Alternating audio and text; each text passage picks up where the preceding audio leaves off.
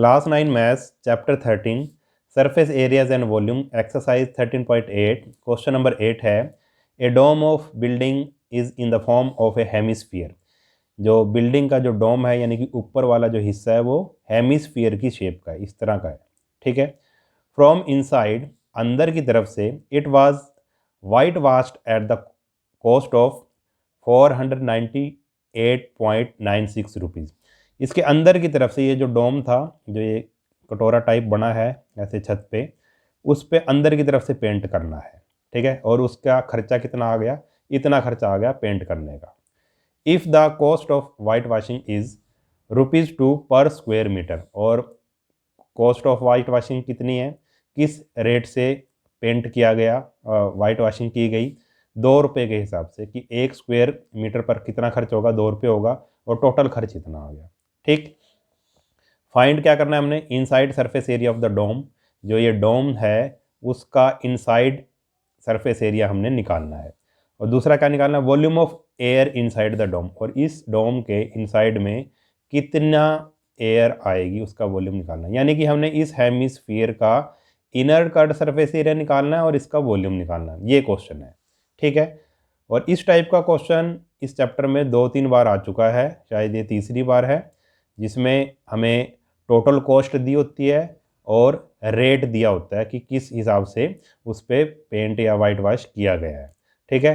तो अगर जिस सरफेस पे वो किया गया है, पेंट किया गया है या वाइट वॉश किया गया है, अगर उस सरफेस को निकालना है, ठीक है, उसका एरिया निकालना है, तो टोटल कॉस्ट को रेट से हम डिवाइड कर देंगे, हमारे पास आंसर आ जाएगा। तो फर्स्ट पार्ट इसका ऐसे ही करेंगे हम। तो हम लिखेंगे total cost of white washing ₹498.96, rate of white washing ₹2 पर square metre.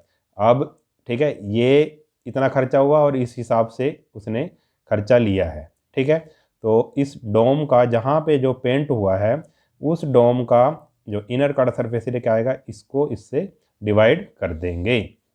Inside surface area of the dome, total cost of white washing divided by rate of white washing.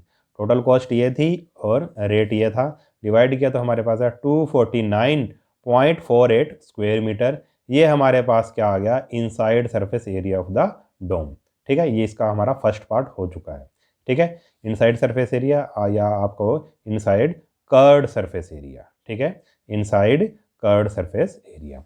अब ये निकाल लिया हमने, तो हम लिखेंगे, हमने वॉल्यूम निकालना है, तो let the radius of the hemisphere, इस जो हेमिस्फीरिकल डोम था उसका रेडियस हमने r मान लिया।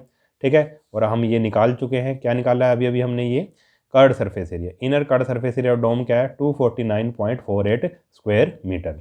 और curved surface area of dome यानी कि हेमिस्फीयर का जो ये हेमिस्फीरिकल डोम था, इसका कर्ड आपको पता है, हेमिस्फीयर का कर्ड सरफेस एरिया क्या होता है? 2πr²। यहाँ पे हमने क्या रख दिया भाई? फॉर्मूला रख दिया, इज इक्वल टू दिस। पाई की वैल्यू 22/7 है। और ठीक है, ये आर की वैल्यू हमें नहीं पता, इसको ऐसे रहने दो। इधर जाके ये रेसिप्रोकल हो जाएगा। जब रेसिप्रोकल किया हमने तो हमारे पास आया 249.48, 7 ऊपर जाके मल्टीप्लाई हो गया, और 2 और 22 ये नीचे आ गए। ठीक है। अब इन सब की हमने करनी है कटिंग। कटिंग करेंगे इन दोनों की तो हमारे पास आएगा 39.69। ठीक है, 39.69। अब ये था r² की वैल्यू थी। किसकी वैल्यू थी? r² की। तो अगर हमने r निकालना है तो दोनों तरफ इधर भी और इधर भी क्या कर लेंगे? हम स्क्वायर रूट ले लेंगे। स्क्वायर से स्क्वायर रूट हो गया कैंसिल, तो r की वैल्यू, जब इसका हमने क्या निकाला, इसका हमने स्क्वायर रूट निकाला, तो हमारे पास आया 6.3। ठीक है। ये हमारे पास क्या आ गया? इस डोम का जो हेमिस्फीरिकल डोम था उसका हमने रेडियस ये निकाल लिया। ठीक। अब हमने निकालना है volume of air inside the dome. ठीक है। वॉल्यूम ऑफ एयर कह लो, या फिर आप ऐसे कह सकते हैं कि जो डोम का वॉल्यूम कितना होगा उतना ही उसके अंदर एयर आएगी, यानी कि volume of air inside the dome. और वॉल्यूम आपको पता है क्या होता है हेमिस्फीयर का? 2/3πr³। पाई की वैल्यू 22/7 रख दी हमने, और आर कितना है? 6.3, यानी कि 6.3 मल्टीप्लाई 6.3 मल्टीप्लाई 6.3। इसकी कटिंग करेंगे तो आ जाएगा ये 0.9, और इसकी कटिंग 3 से करेंगे तो आएगा 0.3। अब इसकी और इसकी करेंगे हम मल्टीप्लाई। जब हमने मल्टीप्लाई की सभी की तो हमारे पास आया 523.9 908। अगर इसको 1 डेसिमल तक लिखना है तो 9 के बाद 0 है तो 9 पे कोई फ़र्क नहीं पड़ेगा। 523.9 क्यूबिक मीटर, या ये क्यूबिक मीटर, ये देखो यहाँ पे मीटर में था, ये सेंटीमीटर में नहीं था, तो हमारे पास आ गया ये आंसर क्यूबिक मीटर। ठीक है, 523.9 क्यूबिक मीटर, ये हमारे पास क्या है, इसका वॉल्यूम आया एयर का। ठीक, तो इस तरह से क्वेश्चन करना था। अब नेक्स्ट क्वेश्चन देखते हैं इसका, क्वेश्चन नंबर 9। क्वेश्चन नंबर 9 है 27 solid iron sphere. Iron sphere थे कितने, 27, ईच ऑफ रेडियस आर, और उन सब का रेडियस आर था, एंड सरफेस एरिया एस, और सरफेस एरिया एस था, are melted to form a sphere with surface area S dash. इस 27 जो सॉलिड थे, स्फीयर थे, उनको पिघलाकर एक बड़ा स्फीयर बनाया गया। ठीक है, फिर क्या निकालना है, हमने निकालना है radius R dash of the new sphere. जो न्यू स्फीयर था उसका रेडियस उसने आर डैश कह दिया, उसका न्यू स्फीयर का रेडियस निकालो, और ratio of S and S dash, जो सरफेस एरिया था, ठीक है, जो वन स्फीयर का जो छोटा स्फीयर था उसका एक सरफेस एरिया एस था, और जो नया जो स्फीयर बना है, बड़ा स्फीयर बना है पिघलाने के बाद, उसका सरफेस एरिया एस डैश था। उन दोनों का रेशियो निकालना है। ठीक है, दोबारा से समझो एक बार। ये था छोटा स्फीयर, ठीक है, आयरन स्फीयर था, उसका इसने कहा है सरफेस एरिया एस है, और इसका जो रेडियस है वो आर है, और ऐसे ऐसे कितने थे, 27 थे। 27 ऐसे ऐसे स्फीयर थे जिनको पिघलाकर क्या बनाया गया।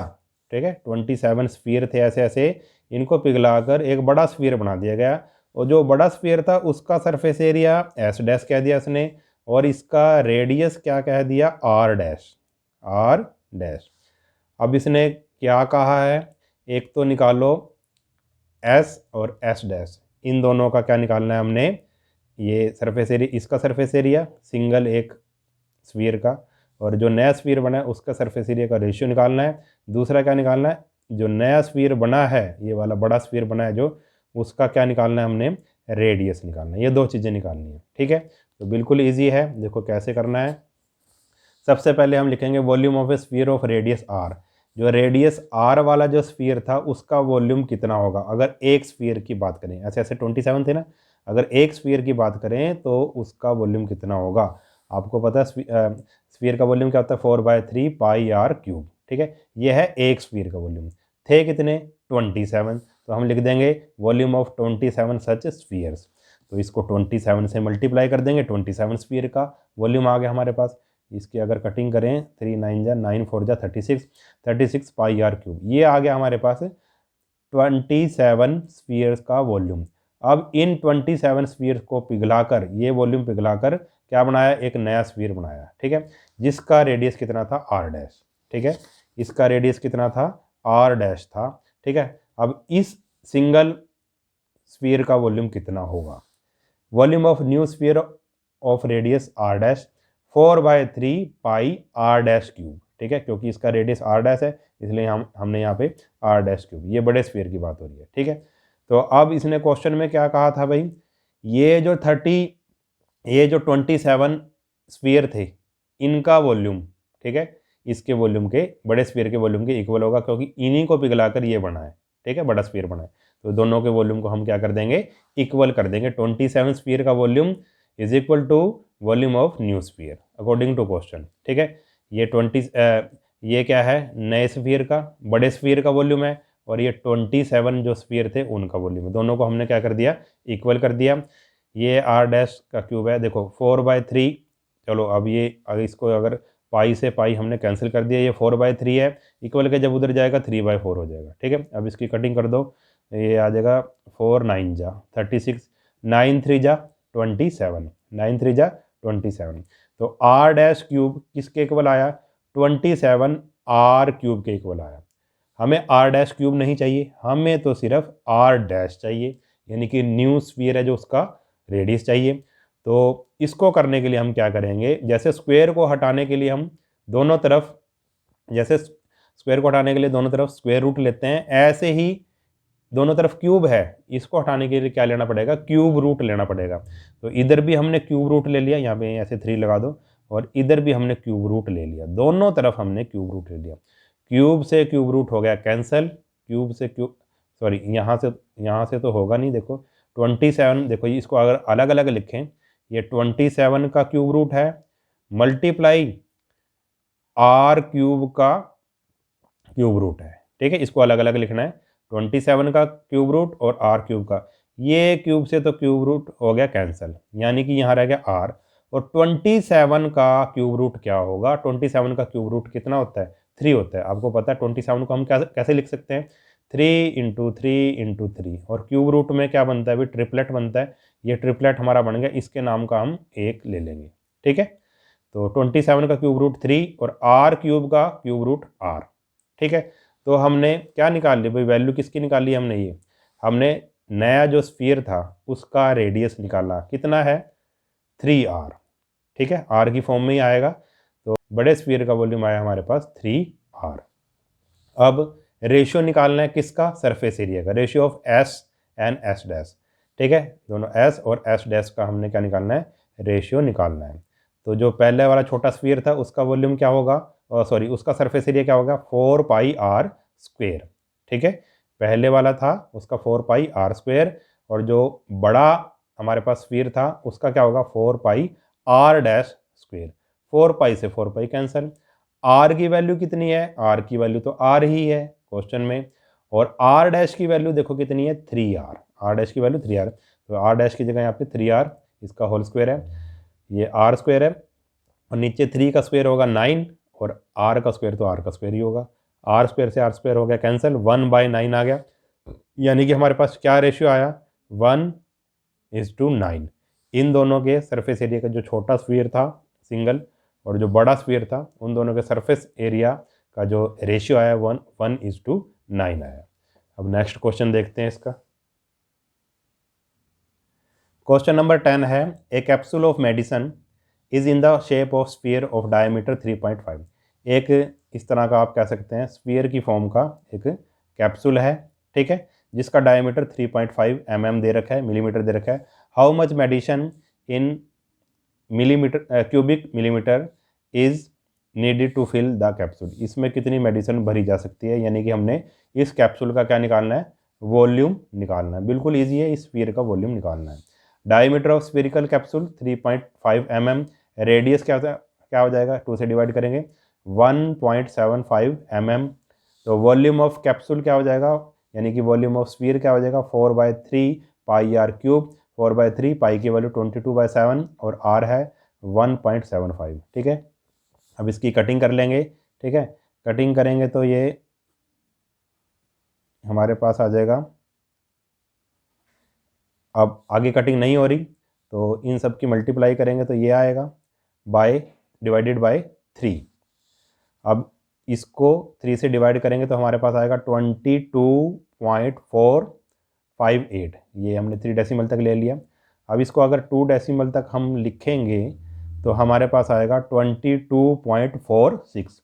देखो 5 के बाद 5 या 5, ये देखो ये 5 या 5 से बड़ा है तो ये एक डिजिट इसमें बढ़ा देंगे, प्लस कर देंगे, तो 22.46 क्यूबिक मिलीमीटर अप्रोक्सीमेट, ये आ गया हमारे पास वॉल्यूम ऑफ कैप्सूल। तो कितनी ज़रूरत है दवाई की, इसमें दवाई इतनी आएगी, ठीक है, 22.46 cubic millimetre of medicine is needed to fill the capsule, ठीक है। तो इजी क्वेश्चन था, सिर्फ इसमें क्या निकालना था, हमने वॉल्यूम निकालना था। तो इस वीडियो में हम इतना ही करेंगे। अगर वीडियो आपको अच्छा लगा है तो चैनल को सब्सक्राइब कर लेना और वीडियो को अपने सभी दोस्तों के साथ शेयर जरूर कर देना। मिलते हैं नेक्स्ट वीडियो में, तब तक के लिए नमस्कार।